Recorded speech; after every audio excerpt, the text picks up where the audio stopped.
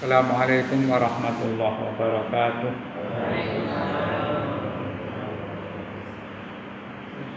Bismillahirrahmanirrahim.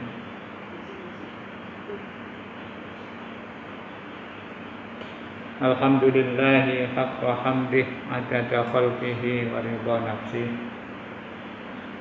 wa zinata arshihi wa midada kalimatih. Asyhadu an la ilaha illallah wahdahu la syarika lahu syahadata 'abdih wa asyhadu anna Muhammadan abduhu wa rasuluhu la nabiyya min ba'dih. Wa sallallahu ala sayyidina Muhammadin khairi khalqih wa ala alihi wa ashabihi wa man tabi'ahum bi ihsanin ila yaumina hadza wa ila yaumil liqa'ih, amma ba'du. Kita lanjutkan ayat 37. A'udzu billahi minasyaitonir rajim. Wa ayatul lahumul lailu naslakhu minhun nahara fa idzahum muzlimun. Shadaqallahul azim. Wa ayatul lahum, di antara tambahan tanda-tanda kebesaran dan kekuasaan Allah lahum, untuk mereka, maksudnya untuk semuanya. Tapi ini asalnya lahum itu untuk orang-orang kafir yang ada di Mekah. Artinya tanda kebesaran Allah dan kekuasaannya untuk manusia semua adalah al-lailu, adanya malam, naslakhu minhun nahara, yang dari malam itu aku cabut, atau kami ambil, kami hilangkan. Fa idzahum muzlimun, tiba-tiba mereka dalam keadaan gelap. Ayatullu ala qudratina, maksudnya termasuk bukti kekuasaan kami, wa wahdaniyatina, dan keesaan kami, anna nanzi'ul yauma, kami cabut hari atau siang itu, minal laili, dari malam. Fahum dakhiluna fi zulmati, kemudian manusia masuk dalam situasi gelap. Wa maknahu nadhabu bin nahar, maknanya adalah kami, Allah, menghilangkan siang itu, wa naji'u bil laili, dan kami datangkan malam. Wa dzalika annal asla, itu menunjukkan bahwa aslinya hidup atau dalam kehidupan ini az-zulmatu, gelap, wan naharu dakhilun alaiha, kemudian siang itu masuk ke dalam kegelapan itu. Jadi kenapa Allah mengatakan wa ayatul lahumul lailu, bukan wa ayatul lahumun nahar? Mendahulukan kata alail itu menunjukkan bahwa aslinya kehidupan itu semuanya gelap. Berarti malam itu lebih dulu diciptakan oleh Allah. Alam semesta ini awalnya diciptakan gelap gulita, kemudian baru dikasih siang, akhirnya terus ada terang. Wa idza gharabati syamsu, jika matahari hilang atau tenggelam, suliqan nahar, maka hilanglah siang itu minal laili dari malam. Fatadharul zulmatu, akhirnya yang muncul adalah kegelapan. Wa ulima min hadza annal lail aslun wa naharu far'un. Maka bisa dipahami dari ayat ini bahwa aslinya hidup itu ya lail, gelap. Wa naharu far'un, siang itu sesuatu yang datang belakangan. Yang asli itu malam, siang itu cabang ya, far'un. Maka hampir semua proses kehidupan itu melalui situasi yang gelap. Termasuk manusia lahir itu disimpan di dalam rahim dulu, itu juga di alam yang gelap gulita. Di Allah bilang, wa ayatul lahumul lailu naslahu minhun nahara fa idza hum mudlimun. Itu menunjukkan bahwa hidup ini asalnya gelap gulita. Orang itu juga asalnya tidak tahu apa-apa, gelap, pikirannya belum terbuka, matanya belum bisa melihat. Tahu-tahu nanti kemudian dikasih sinar terang oleh Allah, matanya berfungsi, akalnya berfungsi, bisa menerima informasi macam-macam.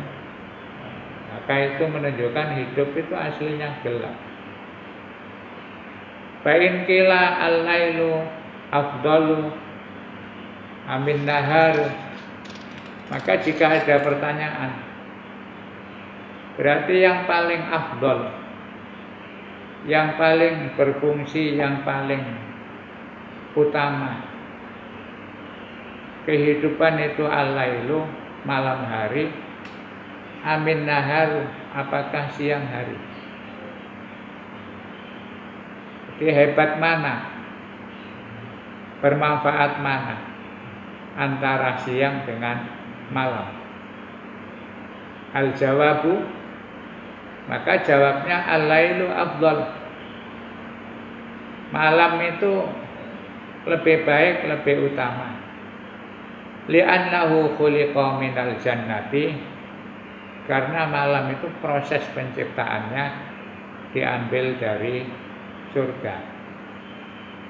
Wan naharu minan nari, dan siang itu dari neraka. Di malam itu diciptakan Allah ngambil dari situasi dan kondisi surga, sedangkan siang itu diambil dari neraka. Li'annahu warada fil asar, karena terdapat informasi dari para sahabat. Asar itu informasi yang sumbernya dari sahabat. Kalau hadis itu dari Rasulullah. Ada istilah asar, ada istilah hadis, ada istilah sunnah. Di hadis itu informasi secara lisan dari Rasulullah Shallallahu Alaihi Wasallam. Ya, asar itu dari sahabat. Kalau sunnah lebih umum, bisa informasi itu berupa datang dari lisan Rasulullah, atau kita mendapatkan dari perilaku atau sifat-sifat Rasul. Sunnah lebih luas cakupannya. Hadis itu kecenderungannya informasi yang berangkat dari ucapan Rasul. Maka sekarang banyak orang menggunakan sunnah, bukan hadis. Zaman dulu itu sering dipakai hadis Nabi,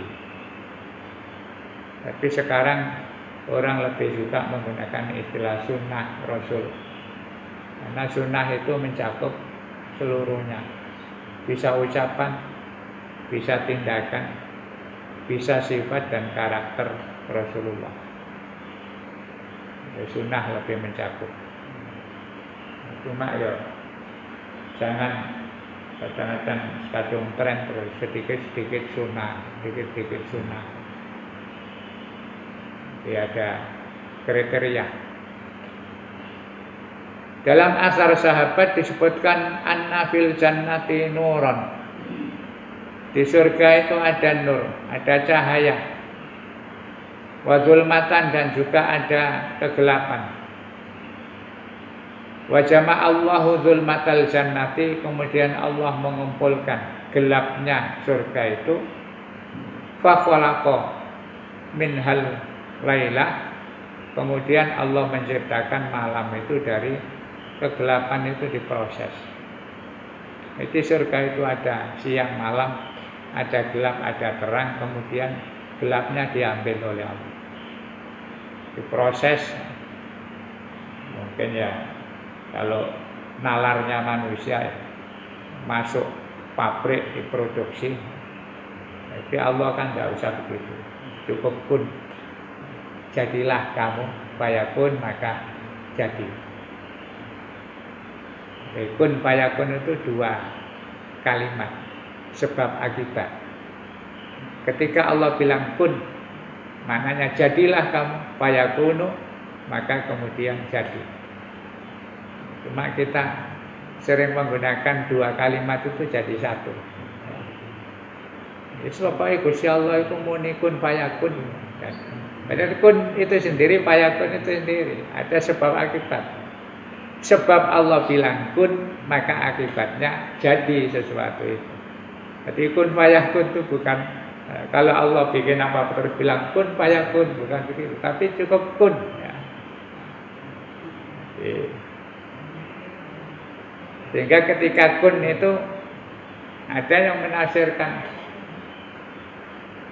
begitu Allah punya kerentek bilang kun, ya langsung jadi.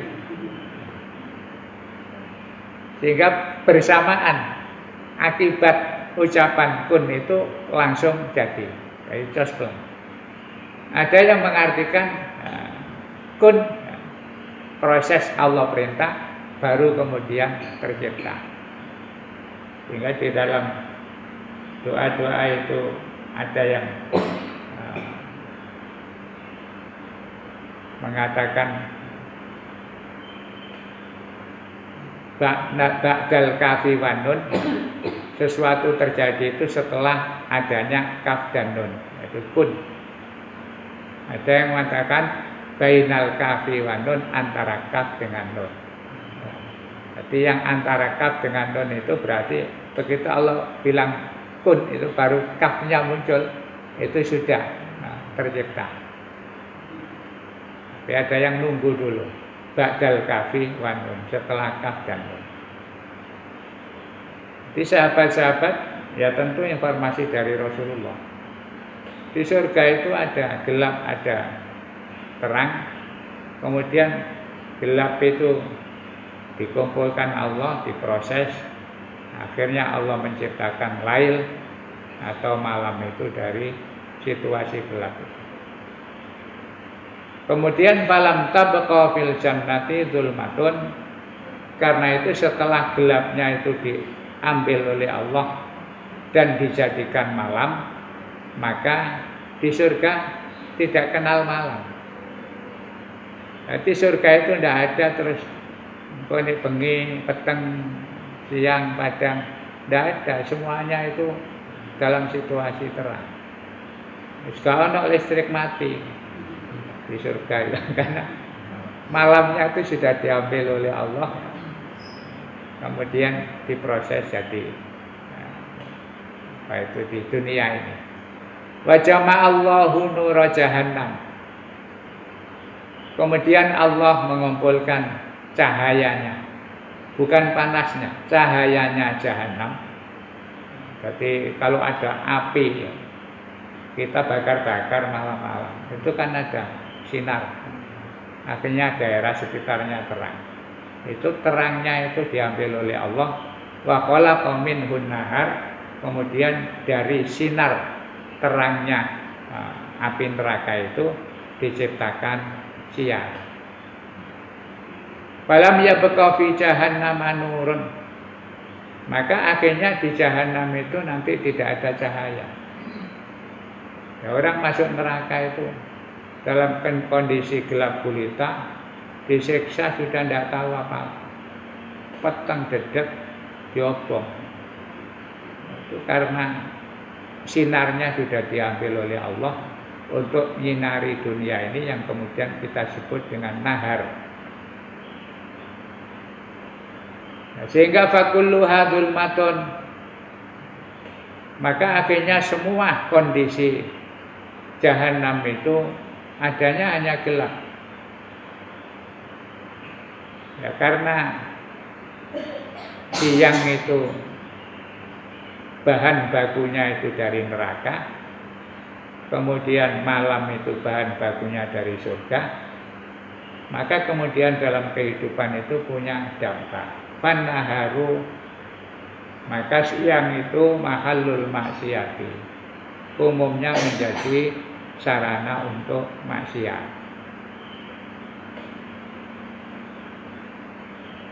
Wallailu mahallul istighfar wal udhri wan nadamati.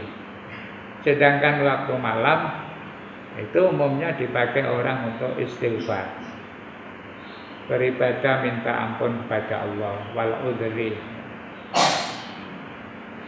mengajukan alasan-alasan kesalahan kepada Allah, wan nadamati, dan juga menyampaikan penyesalan-penyesalan. Jadi, makanya banyak orang memanfaatkan tobat kepada Allah itu menggunakan waktu malam. Jadi lihat penjelasan ini memang ada dampak yang mempengaruhi kehidupan manusia dari proses penciptaan alam semesta. Walailu yasturul uyub, malam itu bisa menutupi kekurangan. Jadi kekurangan-kekurangan atau aib orang itu bisa tertutup ketika waktu malam. Wan nahar yakshiful uyub, dan siang itu lebih banyak membuka celah atau kekurangan orang. Jadi durasi waktu untuk membuka aib orang itu lebih banyak di waktu siang. Wong rasan-rasan itu kan yang sering ya siang. Lapo bengi rasan-rasan turu kok. Jadi karena begitu prosesnya, sehingga malam itu lebih bisa menutupi aib dan kekurangan atau celah seseorang, ya karena suasananya lebih dingin. Cikal bakalnya itu dari surga, kemudian siang itu dari neraka. Wan naharu yaksiful uyub, fal lailu sairul asyikina ilallah. Waktu malam itu menjadi sarana perjalanan orang-orang yang rindu kepada Allah. Wan naharu suku ahli dunya. Di siang itu menjadi pasarnya orang-orang yang sibuk urusan dunia. Orang yang bekerja, nyambut gawe, golek pangan segala macam tuh, kalau dihitung di sensus itu mayoritas ya siang. Sekarang saja orang nyambut gawe gak kenal waktu, tidak ada siang, tidak ada malam, gara-gara kapitalisme. Wong sing soge-soge itu gak tambah bersyukur, tetapi tambah ngongso, akhirnya terus ya sing nyambut gawe ya dipeksa, masih bengi-bengi kudu mlebu pabrik-pabrik miliknya kapitalis. Dulu ndak ada orang nyambut gawe sampai wengi-wengi. Bengi kae istirahat, nanti siang bekerja. Di surat apa itu Allah bilang wa ja'alnal laila libasa wa ja'alnan nahara ma'asya. Kami ciptakan lail malam itu libasan untuk kemul-kemul, maksudnya ini istirahat dulu. Wan nahara ma'asya, dan kami ciptakan siang itu untuk mencari maisha, mencari penghidupan. Ya, zamannya wis berubah. Jadi orang itu nyambut gawe tidak kenal siang, tidak kenal malam. Nah, kadang-kadang sekarang itu banyak orang kerja malam, hasilnya lebih banyak. Ya liane turu terus saya ngetuwet nyambut gawe.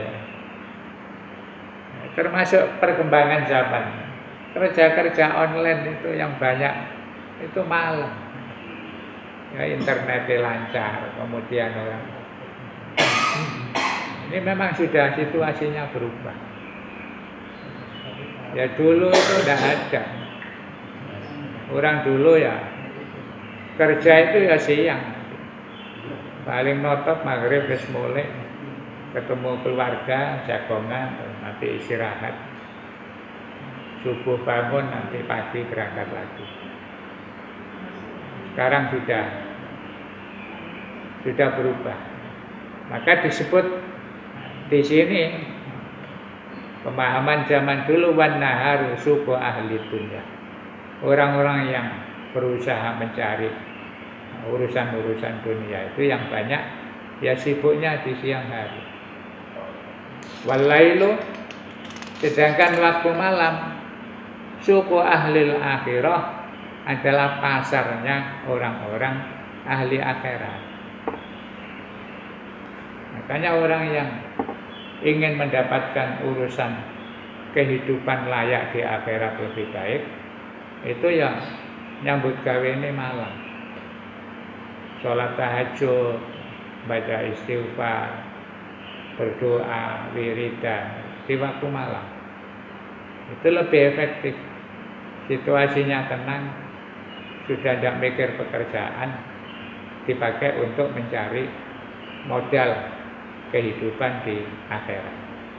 Itu aslinya begitu. Jadi ketika Allah bilang wa ayatul lahumul lailu laslaku minhun nahara fa idza hum mudlimun, di balik ayat itu ada penjelasan-penjelasan yang bisa kita ambil hikmahnya. Nah, hidup itu dipengaruhi oleh kondisi dan situasi perkembangan zaman. Nah, semakin akhir itu dalam urusan akhirat itu semakin kalah. Sehingga Rasulullah itu ada hadis yang populer, khairul kurni, sebaik-baik masa atau generasi itu adalah generasi masa saya. Generasi masa Rasul itu generasi terbaik. Biasanya ditunggoni Rasulullah. Jadi enak. Kalau salah masih ada Rasul, dielingno. Kalau kita kepingin bukti-bukti yang sekiranya di luar nalar itu Rasulullah bisa dengan mukjizatnya. Sehingga sahabat-sahabat itu karena ditunggoni Rasul ya generasinya lebih baik. Tumal ladina yalunahum. Kemudian kata Rasulullah nanti menurun, generasi berikutnya semakin kurang kebaikannya. Tumal ladina yalunahum, tumal ladina yalunahum. Terus berganti-ganti generasi itu masih semakin jelek. Nah, apalagi kepada kita ini generasi keberapa dari Rasulullah.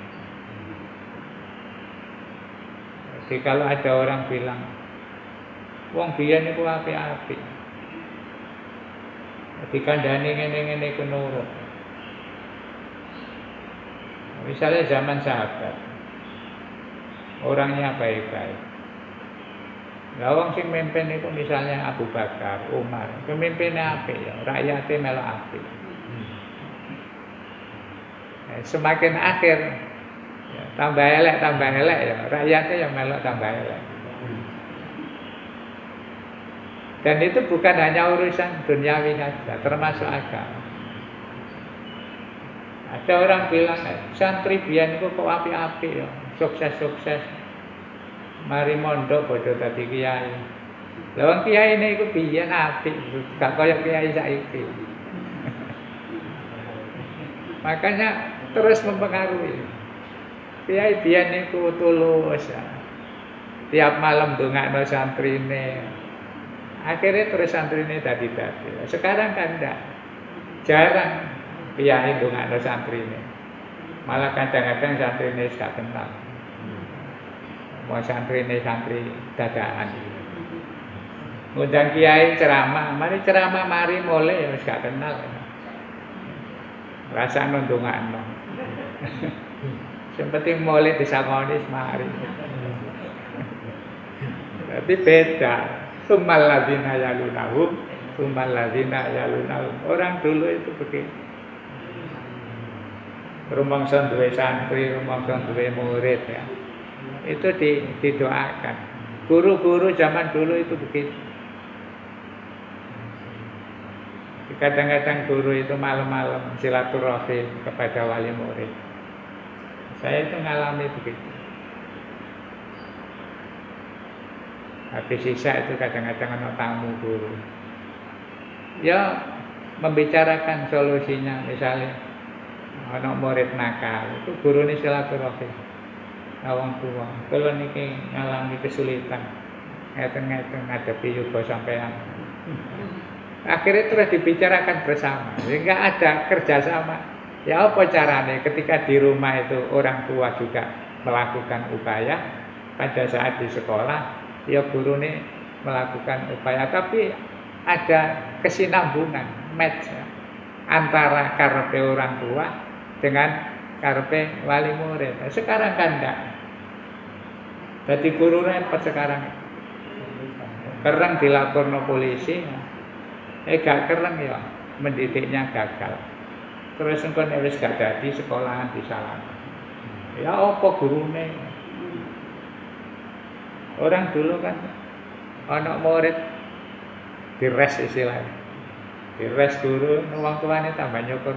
Papok kon. Wong kon nakal. Saiki wong tuane sing ngamuk. Zamane wis berubah.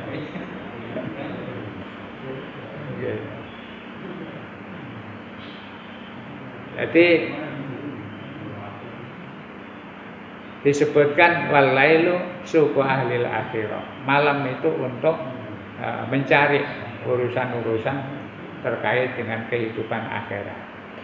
Ama alimta, tidakkah kamu tahu, kata Syekh Hamami, anna Ibrahim alaihi salam, bahwa Nabi Ibrahim alaihissalam itu labisa fil atal hullati, diberi gelar.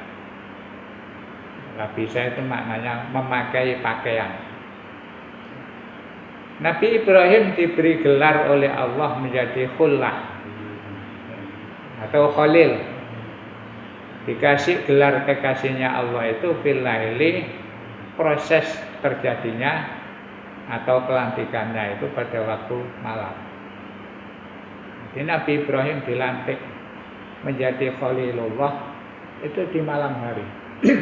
Kama qala Allah Ta'ala, sebagaimana firman Allah, falamma janna alaihi lailu ra'a kaukaba, ketika janna alaihi lail, malam semakin gelap. Jadi jannah itu artinya tidak tampak, gelap. Makanya ada makhluk disebut jin. Itu karena tidak tampak. Sesuatu yang tersembunyi itu disebut jin. Ada bayi yang masih di dalam perut. Itu karena tidak tampak, kemudian bahasa Arab menyebut janin. Sekarang sudah jadi bahasa Indonesia. Janin itu maknanya sesuatu yang tidak tampak secara kasat mata. perkembangan teknologi kemudian bisa di USG itu namanya. Terus ketok bergerak ya. Kadang sekarang malah sudah bisa diketahui ini bakal lahir lanang itu wedok. Itu perkembangan teknologi. Ya aslinya ya janin itu tidak bisa dilihat. Tapi lama-lama kemudian Allah memberikan ilmu kepada manusia itu terus berkembang. Ya Allah bilang falamma janna alaihi lailu, ketika malam semakin gelap, ro'a kaukaban. Nabi Ibrahim melihat bintang. Melihat bintang. Jadi waktu malam-malam lihat bintang, terus akhirnya pagi itu bilang, saya tadi melihat bintang-bintang, saya kira itu Tuhan. Nah, ternyata pagi-pagi sudah hilang. Ya enggak mungkin Tuhan bisa hilang. Terus besoknya lagi melihat rembulan. Saya tadi malam lihat rembulan lebih besar daripada bintang-bintang. Ternyata akhirnya juga hilang juga.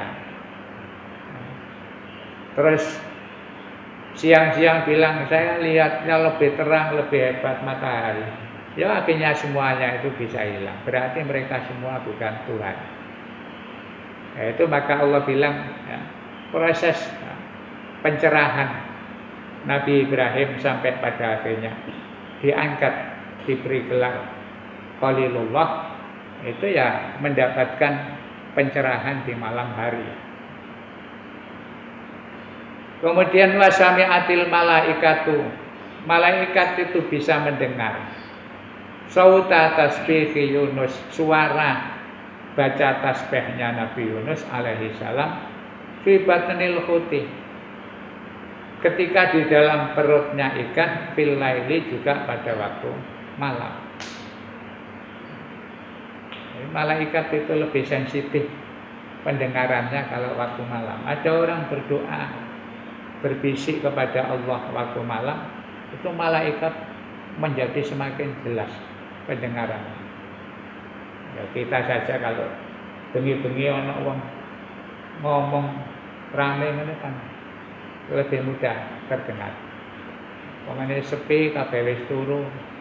Terus itu ada wong bengok titik ngene terus. Itu malam hari. Sauta tasbih Yunus. Kama qala Allah Ta'ala, sebagaimana Allah berfirman, fanada fil zulumati, maka ketika Nabi Yunus itu berada di perut ikan, dia berdoa fil zulumati di waktu. Ini ada yang mengatakan ya karena di dalam perut ikan itu terus petang. Ada yang mengartikan fil zulumati itu di waktu malam. Nabi Yunus bertasbih, berdoa dengan ucapan la ilaha illa anta subhanaka inni kuntu minadz zalimin. Itu juga malam hari. Wa Musa alaihi salam, Nabi Musa alaihi salam kana fi Jabal Tur Sina, ketika berdoa di Jabal Tur Sina, gunung Tur Sina atau sekarang disebut Sinai. Sakrona min mahabbatillah, karena begitu sakron itu asal maknanya mendem. Jadi begitu gandrungnya cintanya kepada Allah, wa ja'ala yarqusu fi sautihi, sampai Nabi Musa itu saking asyiknya merasa cinta kepada Allah itu sempat ya istilah sekarang sampai joget-joget. Wa kanat hadhil waqi'ah fil lailati, dan kejadian itu juga terjadi di waktu malam. Nabi Musa itu kalau sudah rindu dengan Allah itu ya, kayak orang gila sampai joget-joget. Maka ada cerita wali namanya Ar-Rumi. Rumi itu senengannya musik. Kalau sudah rindu Allah itu juga sampai bikin tari-tarian. Maka ada tari Marawis itu dulu gara-gara Ar-Rumi itu mau meninggal, santri-santrinya, pengikut-pengikutnya sedih. Kalau santri ini sedih atau apa itu jamaahnya sedih, Ar-Rumi bilang, kamu itulah apa? Kok kelihatan pada sumpah? Ya saya khawatir jenengan kan semakin parah. Nanti kalau jenengan mati gimana? Jadi Ar-Rumi, terus kenapa kalau saya mati? Anggitmu nek mati terus nanti. Dijawab ya kepada Allah. Lalu saya mau ketemu kekasih saya. Di apa kamu malah susah. Wah, aku ingin ngenteni kapan dan terus dipanggil Allah, terus ketemu Allah. Seneng kon.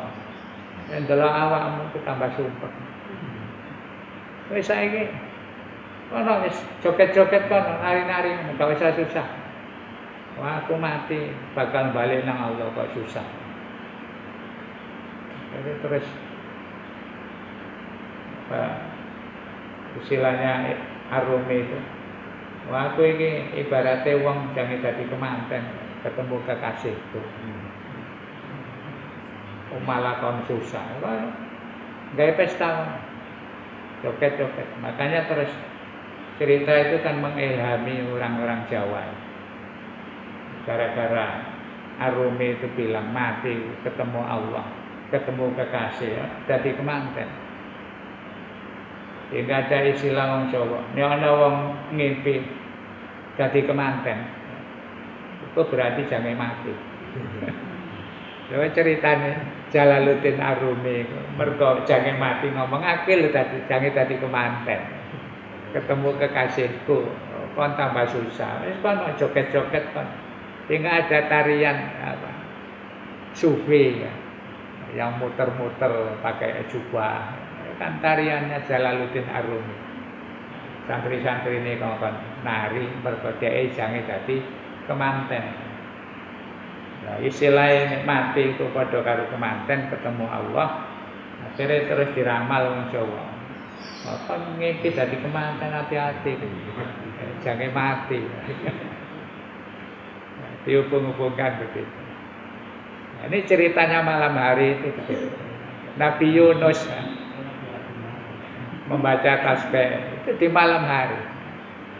Nabi Musa merindukan Allah itu juga di malam hari. Dan itu semua ada dasar. Dalam surah Al-Baqarah itu kan juga ada wa adna Musa arba'ina lailatan tsumma taqaddumul Islam min ba'dihi wa antum zalimun. Nabi Musa itu dipanggil untuk ketemu Allah, yang akhirnya diangkat, dikasih jabatan namanya Kalimullah. Nabi yang pernah berdialog langsung dengan Allah itu juga prosesnya malam hari. Termasuk wa nabiyuna Muhammadun alaihi salatu wasalam, Nabi kita Muhammad sallallahu alaihi wasallam balagha manzilatan rafi'atan, mendapatkan posisi dan kedudukan yang tertinggi, wahya qaba qausaini fil lail, mengalami situasi yang sangat dekat dengan Allah di malam hari. Kama qala Allah taala, sebagaimana Allah berfirman, subhanalladzi asra bi 'abdihi lailan.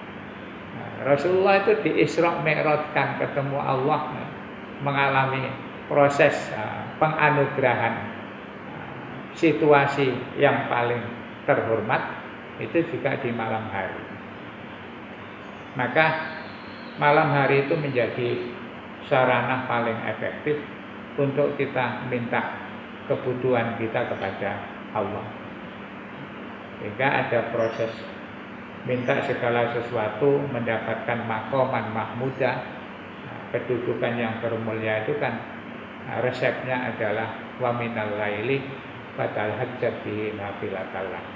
Dianjurkan tahajud itu dalam rangka mendapatkan Ya, sesuatu yang mungkin susah didapat ketika dicari di siang hari.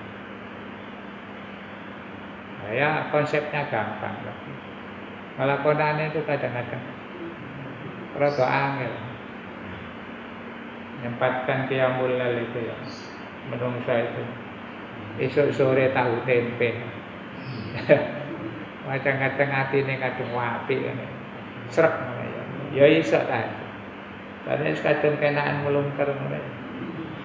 Ya abot kita. Wallahu a'lam bishawab. Monggo.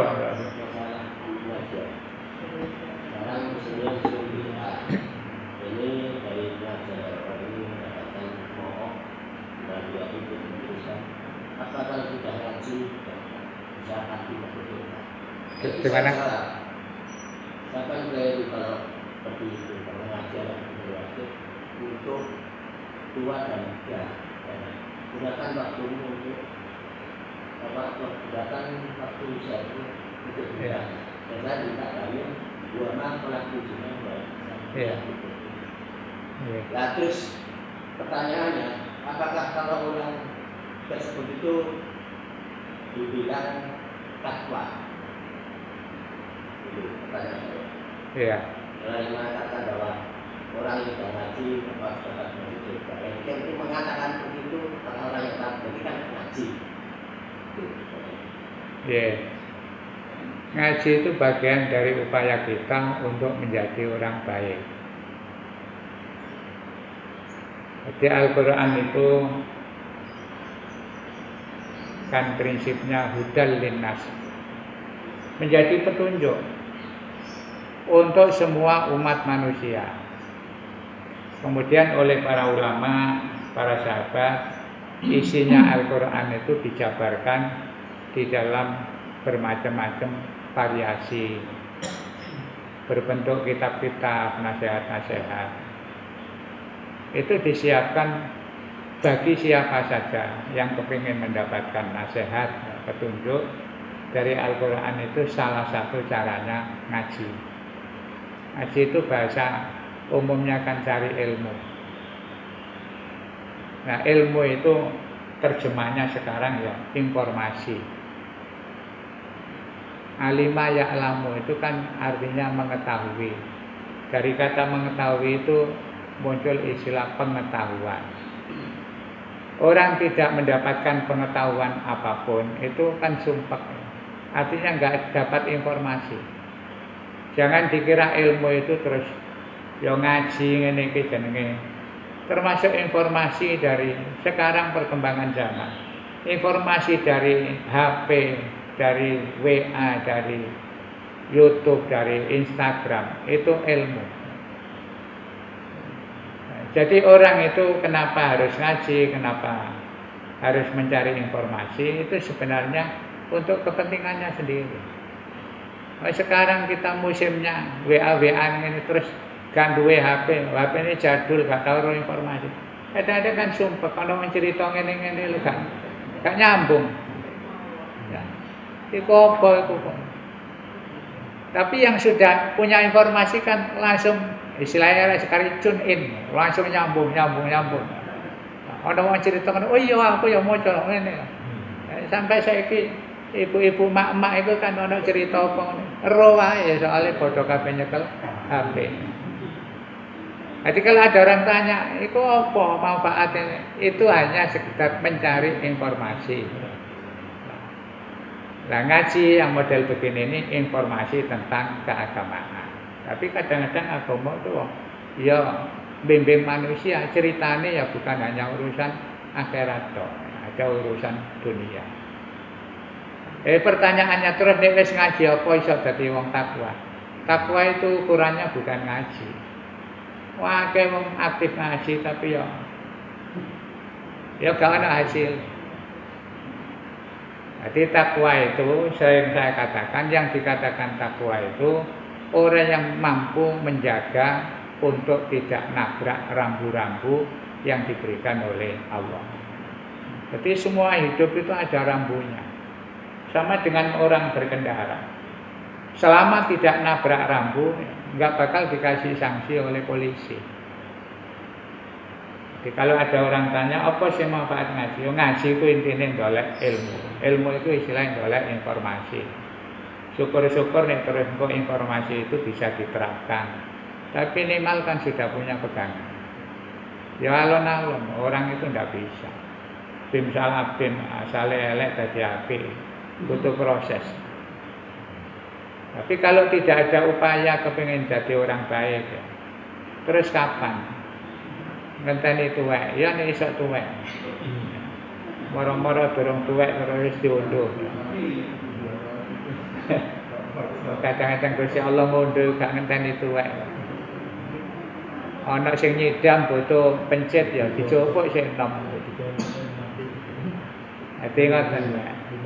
Kita tetap ya ini untuk syiar, untuk supaya yang tertarik ya monggo ndak ya. Artinya ini bagian dari tugas kita.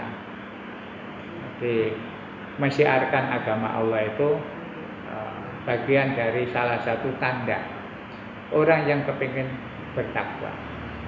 Wa may yu'azzim sya'airallah, siapa yang berupaya mengagungkan, bahasa sekarang mensosialisasikan sya'airallah, syiar-syiar agama Allah, fa innaha min taqwal qulub, itu menjadi tanda bahwa di dalam hatinya orang itu ada benih takwa. Lah baru benih takwa. Kita ngaji-ngaji begini niat sya'airillah ya. Dan Al-Qur'an mengatakan itu berarti seono takwa walaupun tidak banyak. Kadang-kadang ada orang ngaji ya durung dilakoni ya belum tentu. Makanya setiap ngaji ya terus kita berdoa mudah-mudahan diberi ilmu ini manfaat. Kemudian ya semuanya ikhtiar. Orang yang ahli ngaji pun tidak menjamin nanti itu ketika wafat itu ya jadi wong apik juga tidak menjamin. Ya alhamdulillah kita dikasih ada kesempatan terus mau menggunakan itu sebenarnya nikmat. Bagian dari nikmat Allah. Jadi kalau sudah semakin tua mendekati kembali kepada Allah, itu baru terasa orang. Terasa. Biarek lapo biyen aku. Gak tahu melok, saiki jange melok gak iso. Ya penyesalan itu nanti di akhir. Ya biasa atau ada orang tanya ya dijawab enak. Jadi kita ini tidak bisa menjamin. Apa nek sing sapa musala terus lebih takwa ya belum tentu. Tapi ini kan ikhtiar. Ya mudah-mudahan kata Allah itu man salaka thariqan.